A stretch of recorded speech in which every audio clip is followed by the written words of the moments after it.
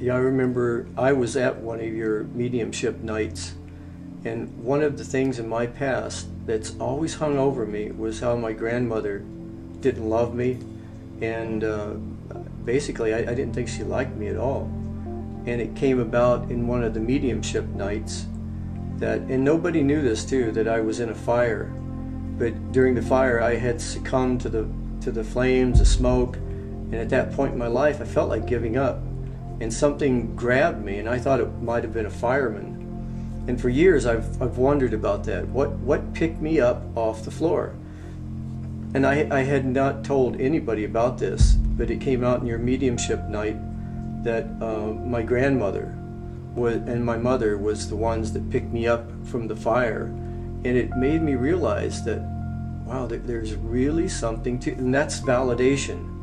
And one of the things my grandmother said through you was that she wished she'd loved me and shown love more. And that's had such an impact, not only on me personally, but with my uncles, because I've always had this antagonistic feeling against her, but it healed so much in ways that I don't understand and I'm still trying to process.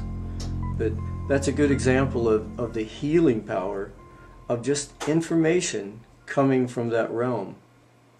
Right, and that's exactly it, because the healing can happen and can continue even after our loved ones in spirit have gone, because it doesn't stop there. Just because they're on the other side, they're working on their stuff, and they can send down that energy, and we can heal at this level too, and then it affects our future generations. So that's awesome. And it even affects our ancestors in this strange kind of way, because again we're coming out of linear time and into more of an eternal moment, an expanding moment of time that this other part of our being can wrap itself around, but our linear mind has a hard time dealing with. But all of this stuff happens within this moment, right here, right now. And I think that's the hardest thing to come to grips with sometimes. Right.